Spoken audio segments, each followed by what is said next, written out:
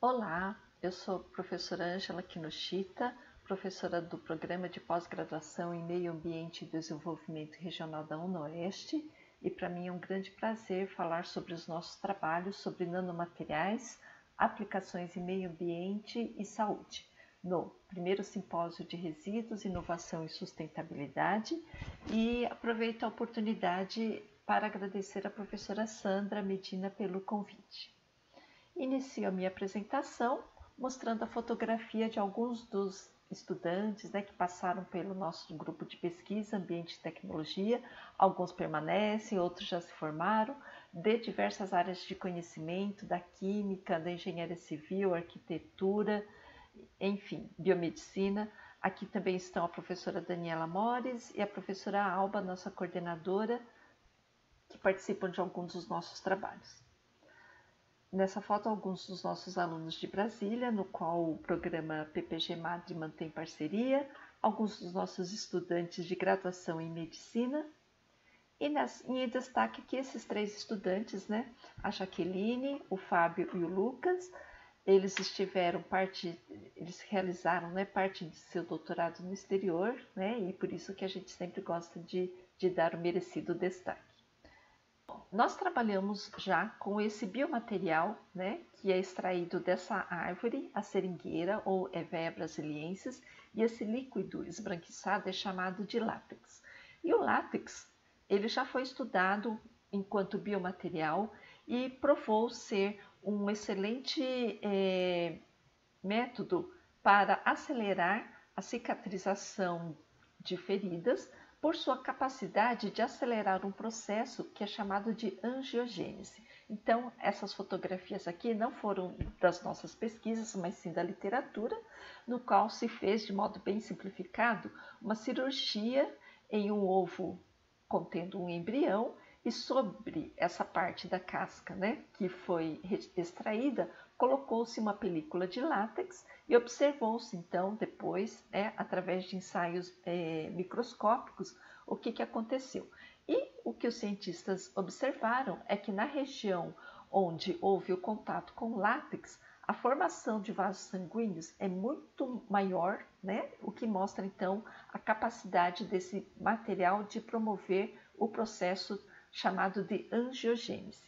Bom, e aí então, como eu trabalhava com um grupo de pessoas interessadas em reparação óssea, nós tivemos então a curiosidade, ou formulamos a hipótese de que uma vez que que o látex, ou a película, ou a membrana, ou também chamada de biomembrana, produzida pelo látex, é capaz de acelerar a angiogênese, então talvez ele fosse útil para acelerar o processo chamado de osteogênese, que é a formação de um novo osso quando ele sofre uma fratura ou perde uma parte do tecido por causa de cirurgias ou de acidentes, por exemplo.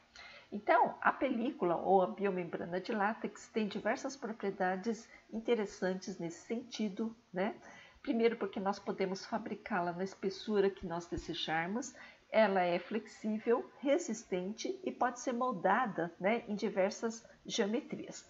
Pensem que os meus estudantes na época eram da área de odontologia, e que a geometria do tecido ósseo ou dos ossos, da mandíbula e da maxila, exige então toda essa questão de flexibilidade e de maleabilidade para para ter sucesso nos seus procedimentos, Bom, e o modelo que nós realizamos para testar então a viabilidade do uso da membrana de látex como acelerador da osteogênese é chamada de regeneração óssea guiada. Então, nessa fotografia, nós temos então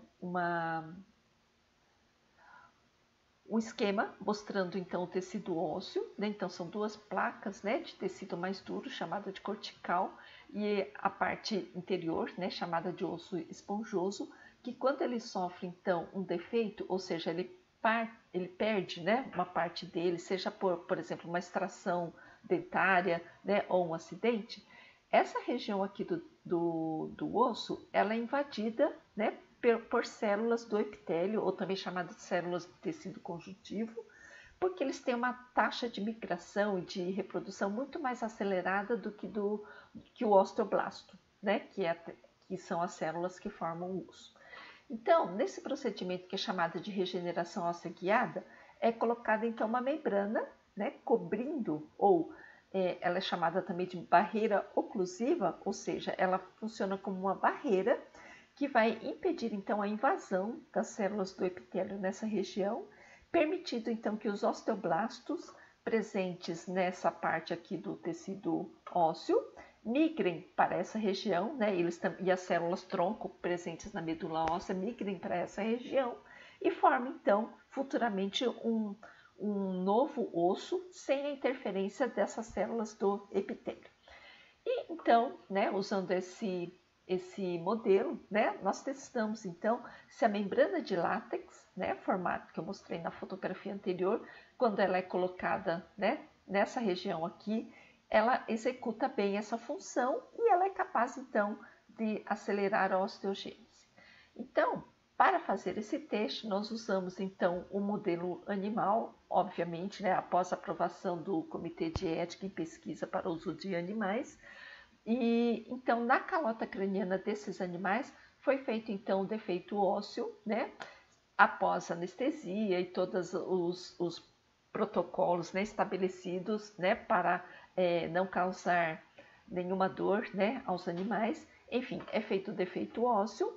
Esse defeito ósseo ele é preenchido com o coágulo sanguíneo e, se não tratado, as células do epitélio vão invadir essa região do defeito e vão, digamos assim, dificultar a formação do novo osso nessa região.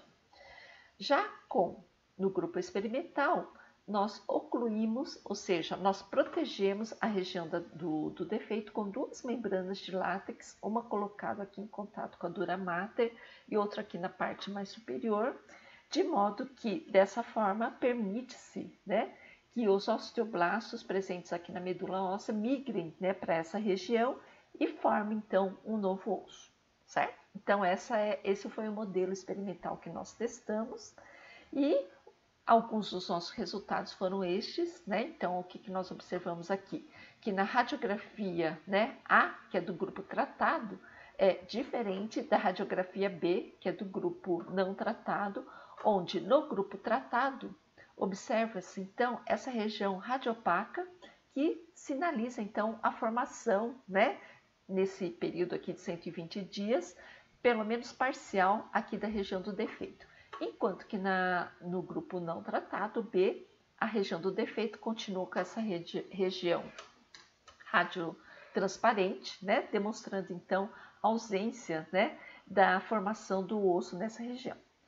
Outros animais foram, após a eutanásia, né, as peças coletadas foram submetidas ao exame microscópico e podemos observar então que aquele que foi tratado com membrana de látex teve a formação de uma ponte, né, de tecido ósseo unindo as pontas do defeito, aí aqui que é esse azul mais escurinho, né?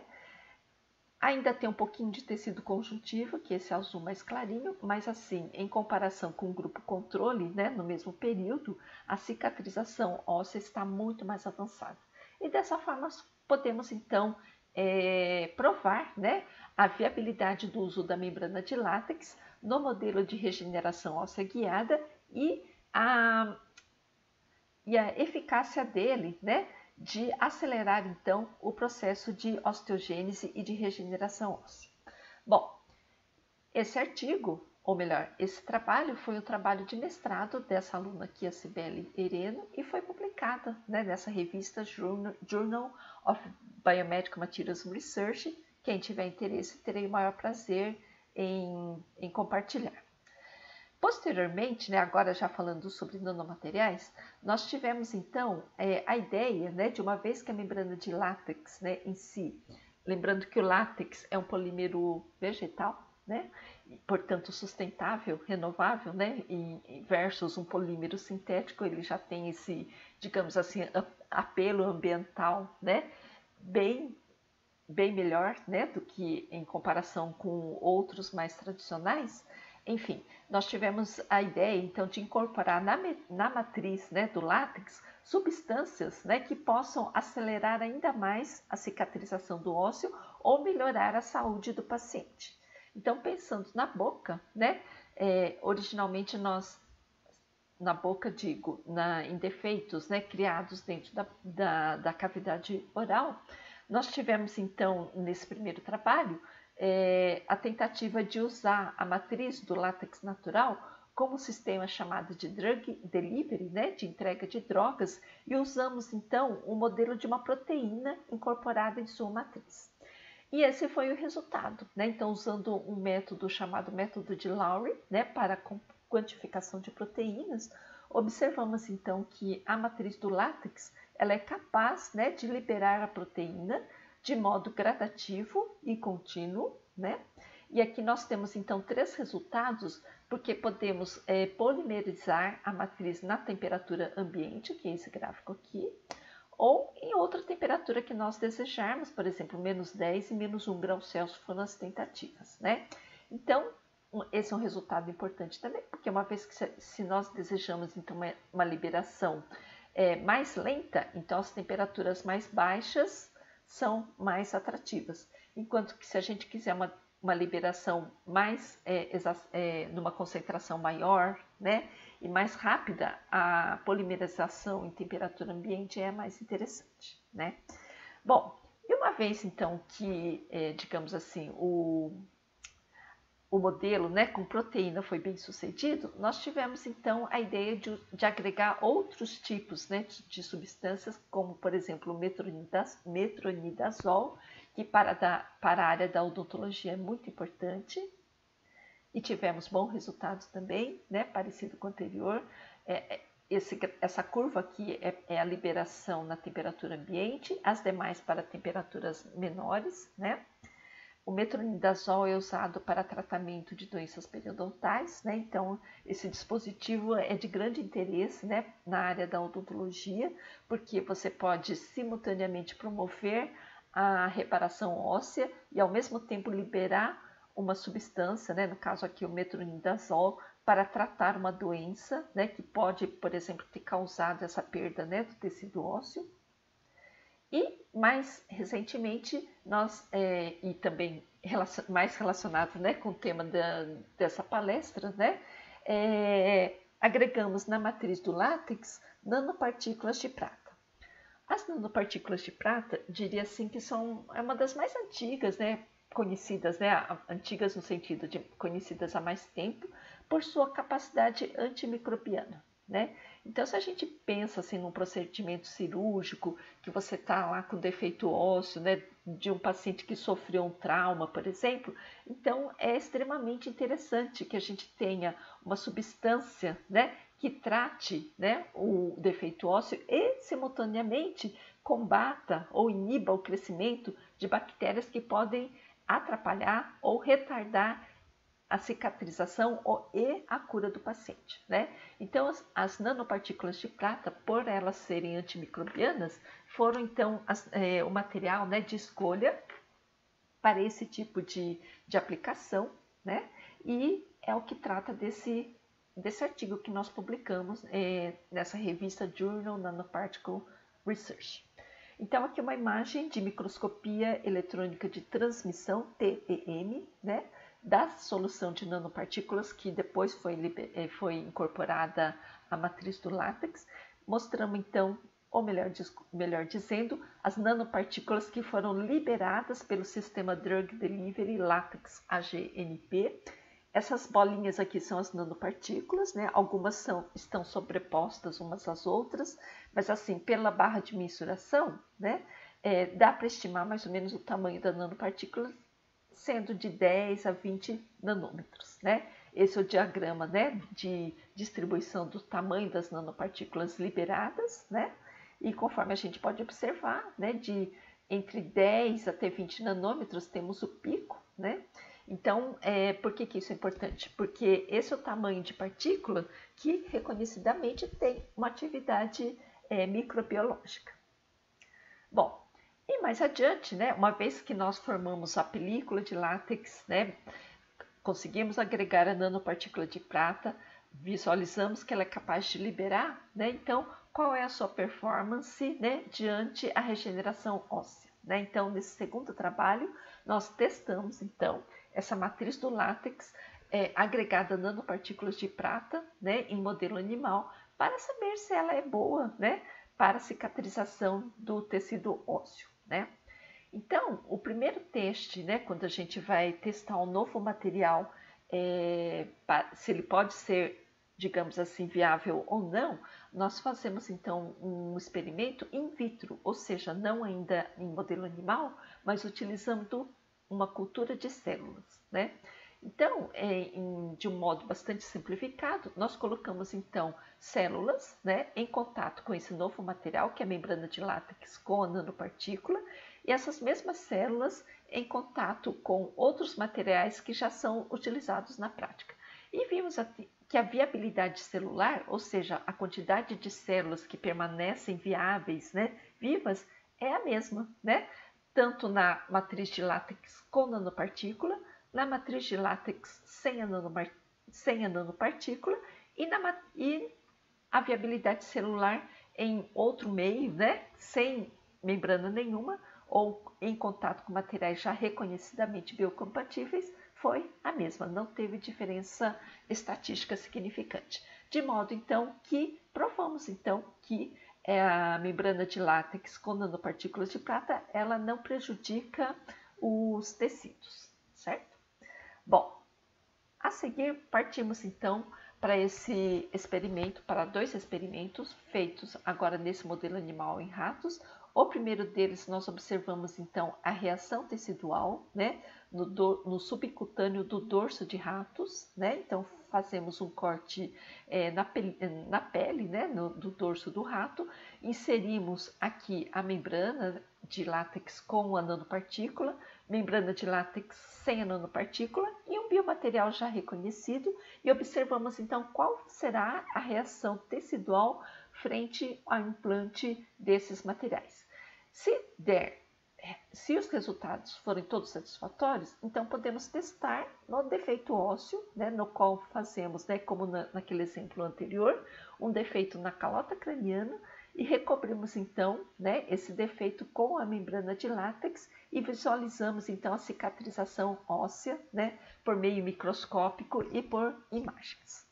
Bom, o resultado que nós obtivemos, né, da reação tecidual, então aqui são as peças, né, coletadas após a eutanásia dos animais, né, e observamos então que a membrana de látex não causou nenhuma reação estranha, né, e não teve diferença, né, da reação tecidual em relação à membrana com nanopartícula, sem a nanopartícula e outro biomaterial já comercializado, que é o politetrafluoretileno.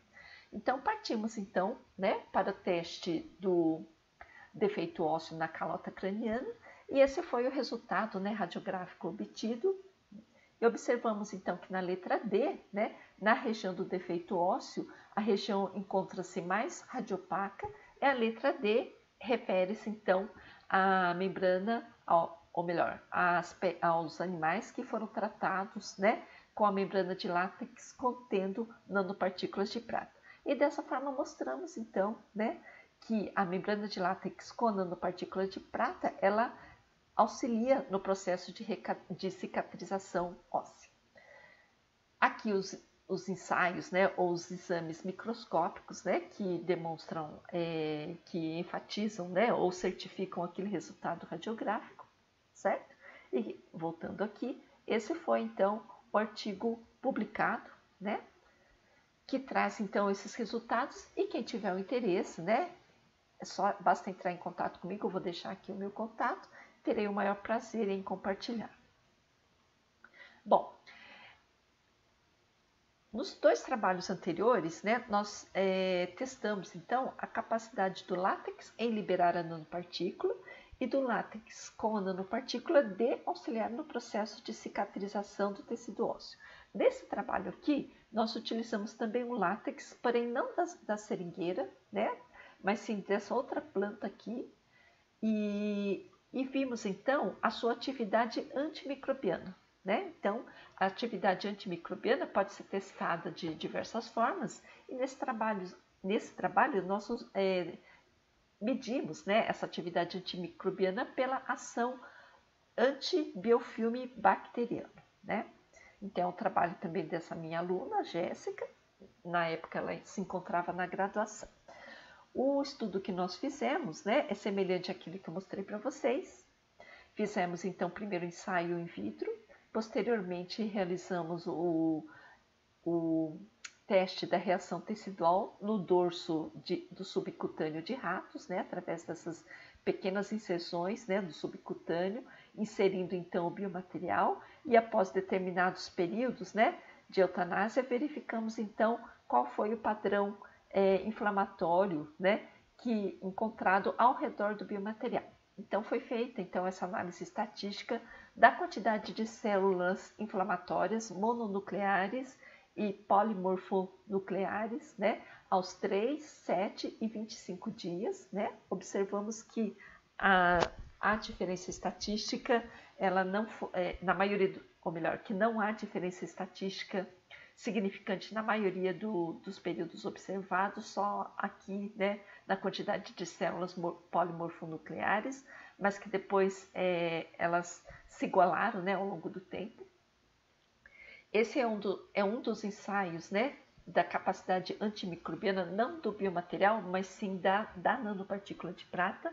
Ele é chamada de microdiluição em caldo, né, no qual nós diluímos, né, em concentrações, cada coluninha dessas, né, refere-se a uma determinada concentração da nanopartícula de prata, né, então daqui da esquerda para a direita, as concentrações foram reduzindo, né, na verdade, a cada coluna que se passa, a concentração passa a ser a metade, então, por exemplo, aqui é 200, 100, 50, 25, 12,5 e assim por diante, né, e o procedimento, né, após essa microdiluição, é colocado então a bactéria, né, que nós desejamos testar no meio de cultura, e após um período de incubação, colocamos então esse reagente que é chamado de resazurina, que ele reage com um subproduto da respiração celular, deixando então azulado,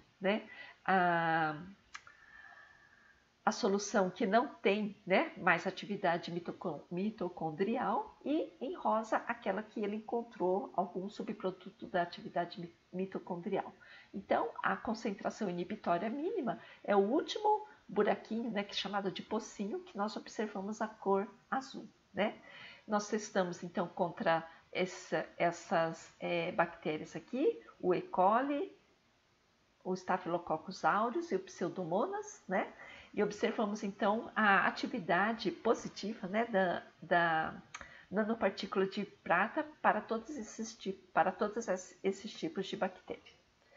E além disso, realizamos agora com a membrana de látex com a nanopartícula o experimento do biofilme bacteriano, no caso utilizando o Staphylococcus aureus, né? Então, o que nós observamos?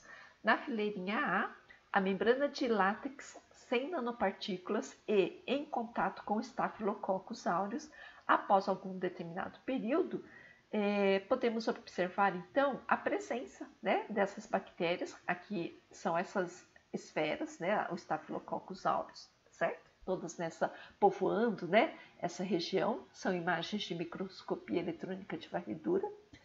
Já na fileirinha B, nós temos então a membrana de látex com uma determinada concentração de nanopartículas de prata, onde nós podemos observar que ainda há uma quantidade, né, de Staphylococcus aureus, porém, né, numa quantidade muito inferior em relação àquela que não tem a nanopartícula de prata. E já nessa concentração C, não vimos então a formação do biofilme bacteriano, mostrando então que tanto essa concentração B, né, como essa C são úteis, né, para mitigar a proliferação do Staphylococcus aureus. Isso é extremamente útil se a gente pensar que é a vinhaça da cana-de-açúcar, né? Então, ele é um dos exemplos, né, de resíduo que, quando descartado de maneira incorreta ou inadequada, pode gerar alguns impactos negativos, né, ao meio ambiente. Então, esse é um dos, dentro do contexto desse simpósio, é uma das problemáticas, né, que os nanomateriais podem atuar, né, e melhorar, então, essa situação, certo? Então, os trabalhos que a gente vem fazendo nesse sentido, meio ambiente, não são mais sobre biomateriais, mas são sobre materiais da construção civil. Por quê? Porque na construção civil, ou melhor, a construção civil é um grande consumidor de matérias-primas, né? Então ela utiliza muito material natural, que é areia e cascalho, né? Lembrando que a areia não é areia, não pode ser qualquer areia, é areia do rio, né? Então, voltando aqui, e a extração da areia, além dela ser um recurso finito, ela pode causar erosão e assoreamento dos rios, né? E consome também muita água doce e potável, né? Então, como contornar ou contribuir, né, para reduzir, né, o consumo de produtos naturais? Uma delas é estudando os resíduos, não especificamente só a vinhaça, né, como eu mostrei anteriormente, mas outros resíduos que podem promover danos ambientais da mesma forma que a vinhaça, né? Então aqui está mostrando, né, que aqui falando da água, né, que 97% da água do planeta é salgada e apenas 3% é água doce, né? Então, nesse aspecto, né, se a gente conseguir pelo menos um pouquinho fazer a redução do consumo da água potável na construção civil, já será um grande avanço.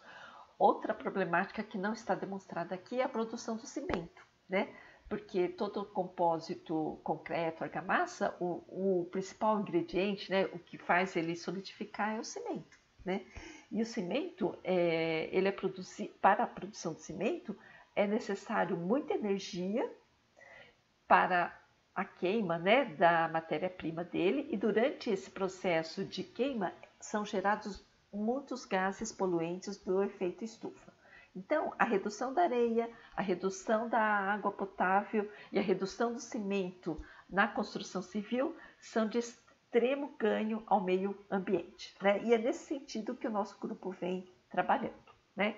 Então, nesse slide aqui tem alguns exemplos, né? Então, vamos falar aqui primeiro das cinzas da folha do bambu, né? Primeiro, a folha do bambu já é um resíduo, né? Imagina que você tem lá o bambu, você usa, pode ser até para construção civil, né? O caule dele, né? E restam as folhas. As folhas podem ser incineradas, como é feito com o bagaço da cana-de-açúcar, para a produção de energia. E após esse processo, restam o quê? Restam as cinzas. E, curiosamente, essas cinzas, elas possuem propriedades extremamente interessantes, que é chamada de atividade pozzolânica, né?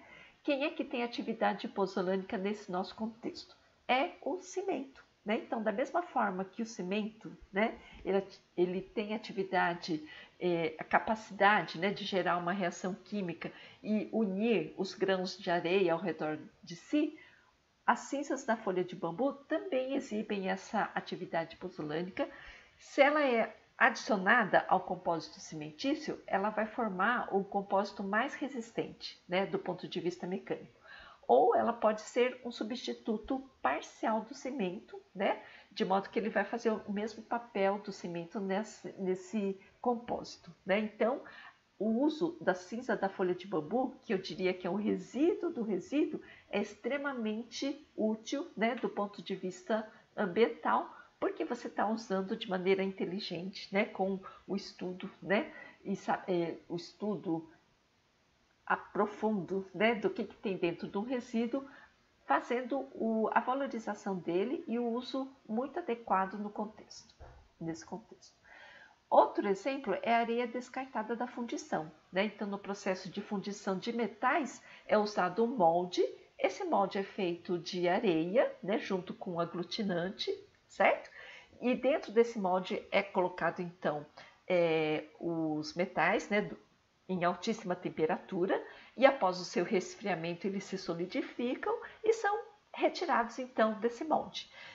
Esse molde aqui, ele pode ser utilizado por uma quantidade finita de vezes, né? E após o seu uso, né, ele após ele ficar deformado, por exemplo, então ele é descartado. Originalmente ele foi feito de areia, né? Então por que não usar a areia descartada da fundição como o substituto da areia, né? No processo de construção de argamassas. Então esse foi o tema, né, de outra tese de doutorado e vimos então a viabilidade, né, após o tratamento dessa areia que fazia parte do molde, né, da indústria de fundição, ela tem a possibilidade de ser usada como a areia do rio e assim então reduzir, né, o consumo de um produto natural, né, que é finito. E nós já estudamos fizemos a revisão de literatura na realidade, né, de resíduos da indústria siderúrgica, né, que é chamada de escória de alto forno, né, e esse resíduo da indústria siderúrgica, quando usado adequadamente, ela é extremamente útil em compósitos cimentícios, promovendo então ou produzindo materiais mais resistentes do ponto de vista mecânico. Então, nesse slide reúne então 3 tipos, né, de uso inteligente de resíduos como substitutos ou aditivos, né, nos compósitos, tornando-os melhores e fazendo um aproveitamento bom, né, de materiais que eram descartados. Bom, e nesse processo da pesquisa, as argamassas elas são moldadas, né, nesse formato aqui, ele é chamado de formato prismático, e posteriormente são submetidos então aos ensaios, né, mecânicos, né, um deles é chamado de flexão, né, no qual o corpo de prova, né, que é a argamassa depois de desmoldada, ela é rompida aqui na metade, e de compressão, né, onde se faz uma pressão sobre ele e observa-se então se esse novo compósito produzido através de uso de materiais residuais, eles atendem todas as normativas de segurança, né, para aplicação na construção civil, né, e até o momento, né, bom, voltando aqui um pouquinho, e até o momento, né, todos os materiais que nós testamos, né, foi então nesse sentido, né, para que eles possam efetivamente serem aplicados na construção civil. Alguns dos nossos trabalhos, né, que foram publicados, esse aqui é um trabalho de revisão de literatura, né, que reúne o uso, né, de vários resíduos inorgânicos, né, em compósitos cimentícios, né? Aqui o trabalho sobre cinza da folha de bambu e aqui o uso da vinhaça da cana-de-açúcar, né, como substituto parcial, né, da água na construção de concreto, né? Então é sobre isso que a gente vai falar um pouquinho agora. Então, aqui também outros trabalhos que nós já publicamos, né, sobre esse tema. Falando então agora, depois eu falo da vinhaça, falando agora sobre nanotecnologia, saúde e ambiente, né? Então reunindo então os dois temas, né? O que nós temos aqui nessa figura? Nós sabemos, né, que em ambientes úmidos, né, aqui está mostrando uma parede, né, ou um muro, né, e essa região aqui, né, enegrecida, né, ela ficou dessa forma, por quê? Porque quando os compósitos, né, são submetidos a ambientes úmidos, eles podem permitir a migração, né, de determinados fungos, né, e bactérias. Aqui eu imagino que um dos fungos seja chamado de Aspergillus niger, né, o famoso fungo do bolor, certo? Então nós pensamos assim, né, com a nossa experiência em biomateriais antimicrobianos, será que os materiais da construção civil podem se tornar antimicrobianos e assim evitar a proliferação de micro-organismos, né, em muros, paredes e assim auxiliar, né, a saúde, né, de quem habita essas regiões, né? Então essa foi a hipótese que nós fizemos, né? Utilizamos como modelo o gesso, né? Gypsum aqui é o gesso, certo? E aqui também é uma argamassa de rejunte e também o gesso.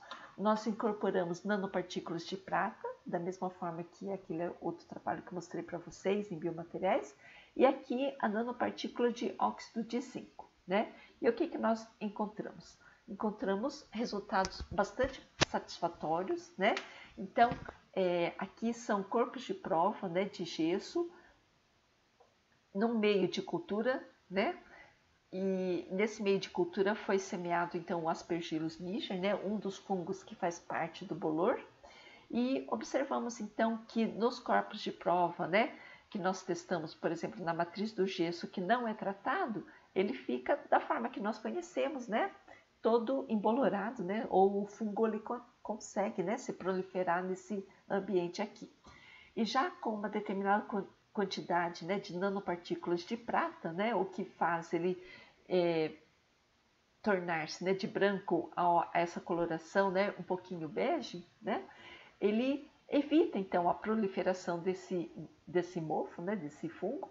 Por exemplo, aqui nós temos aqui alguns pontos apenas, né, do fungo crescendo, porém já numa concentração maior de nanopartículas de prata, observamos que o material fica intacto, né? Então, demonstramos, né, que aquela mesma nanopartícula de prata que não deixa o Aspergillus niger, né, povoar o biofilme, quando incorporada numa matriz, no caso aqui do gesso e também de argamassa de rejunte, também evita a proliferação de fungos, né? E o mesmo podemos observar com a nanopartícula de óxido de zinco, né? Então, essa nanopartícula de óxido de zinco, quando colocada numa matriz de gesso e em contato com Staphylococcus aureus, que é o mesmo lá do outro trabalho, nós observamos então que na sua superfície houve então a danificação, né? Ou também chamado de crenação dessas bactérias, né? Então, a bactéria Staphylococcus aureus, né, na superfície do gesso contendo nanopartículas de óxido de zinco, ela não consegue se proliferar da mesma forma que na matriz do gesso sem a nanopartícula de óxido de zinco. Então, esses são os dois trabalhos, né, já publicados nesse sentido, e novamente, quem tiver interesse, teremos o maior prazer de compartilhar, né? Bom, agora voltando à vinhaça, né, aquele trabalho que eu falei para vocês, nós utilizamos, né, a vinhaça como um substituto parcial da água, né? Então, esse já é um ganho ambiental muito grande, né? Porque uma vez que nós estamos economizando, né, a água potável, né, já é um ganho ambiental muito grande. E além disso, contribuímos também, né, para que as usinas tenham um volume, né, de vinhaça menor para ser descartado ou para ser tratado futuramente, certo? Porém, nós realizamos também um outro trabalho, né, em que nós tratamos a vinhaça, né? Então, o efluente ele é caracterizado, né, principalmente por dois índices, né, vamos chamar assim. Um deles é chamado de DQO e outro é chamado de DBO. DQO é demanda química de oxigênio e outro DBO é demanda bioquímica de oxigênio. Então, o efluente, quando ele tem muito material orgânico, ele tem altíssimo DQO, né, e altíssimo DBO, né? Então, falar em tratamento, no caso aqui da vinhaça, significa então reduzir esses parâmetros para que depois, quando ele for descartado ou for reutilizado, ele já esteja assim em uma situação melhor, né, do que originalmente, né, com esses índices super elevados, né? Então, o tratamento que nós propomos foi com a mesma nanopartícula de óxido de zinco. Por quê? Porque essa nanopartícula, ela é antimicrobiana, como eu mostrei para vocês, né, capaz de inibir a proliferação do Staphylococcus aureus, também por um processo, né, que é chamado de processo fotocatalítico. O que é o processo fotocatalítico? É a transformação de energia luminosa em energia química, né? Então, a nanopartícula de óxido de zinco, ela é um semicondutor, né? Todo material semicondutor, ele tem essa capacidade, né, de absorver luz, né? No caso aqui da nanopartícula de óxido de zinco, é a luz ultravioleta e o visível próximo. E quando ele absorve esse fóton, né, de luz UV, ele tem a transição de um elétron da banda de valência para a banda de condução, e na sua superfície, então, ele é capaz de oxidar e reduzir substâncias. Em outras palavras, ele gera radicais livres, e esses radicais livres podem quebrar moléculas orgânicas e assim, então, reduzir o índice de DQO e de DBO. Né? Então, o que nós estudamos é a viabilidade de nanopartículas de óxido de zinco, né, de atuar, então, nesse processo fotocatalítico para o tratamento da vinhaça da cana-de-açúcar. Né? Então, nós utilizamos 3 concentrações zero, né, que é o padrão, o 40 mg por litro de nanopartículas de óxido de zinco, e uma outra concentração bem maior, 1.560 mg por litro de nanopartículas de óxido de zinco. E também, né, fizemos a combinação de 3 fontes de radiação: a luz solar, a UVC, né, através de uma lâmpada, e a luz branca halógena. Né? Os experimentos com as lâmpadas são realizados dentro de um reator fotocatalítico no laboratório. Então, um becker contendo a vinhaça colocado sobre um agitador magnético, e sobre esse sistema é ligado então uma lâmpada a uma determinada distância. Esse sistema aqui fica girando, nós inserimos então as nanopartículas, né? E após determinado período de exposição, medimos então os índices de DQO e DBO e verificamos se houve ou não redução. Né? Então, esses são os resultados obtidos, né, com a exposição à luz, a exposição ao UVC e à luz branca. Né? E observamos então que a redução menor do DQO foi obtida, né, através da exposição à luz solar e na concentração de 40 mg por litro. Então, observando aqui o tamanho das barras, né, de mensuração, né, com essas combinações, né, de 3 concentrações de 3 fontes de luz, esse foi o melhor resultado. Né? E, curiosamente, com a menor concentração e usando uma fonte de energia assim, né, que independe do laboratório, né, uma fonte de luz gratuita, né, e abundante, né, dependendo das condições ambientais. Então, nós demonstramos, então, voltando aqui um pouquinho, né, a viabilidade do tratamento da vinhaça, ou seja, da redução de DQO e de DBO da vinhaça da cana-de-açúcar através da fotocatálise promovida pela nanopartícula de óxido de zinco, certo? Então, esses são alguns dos trabalhos que o nosso grupo de pesquisa Ambiente e Tecnologia desenvolveu nesse sentido, né, de aplicações em meio ambiente e saúde. Como eu disse a vocês, né, teremos maior prazer em compartilhar nossos conhecimentos, né, tirar dúvidas. E aqui nesse QR Code, quem tiver interesse, alguns dos nossos artigos, né, estarão dentro de um link do Google Drive, então vocês sintam-se à vontade de acessar ou mandar um e-mail para mim, né, meu e-mail é bem facinho, angela@unoeste.br. Então foi um prazer falar sobre os nossos trabalhos e encontro-me à disposição. Bom, até breve.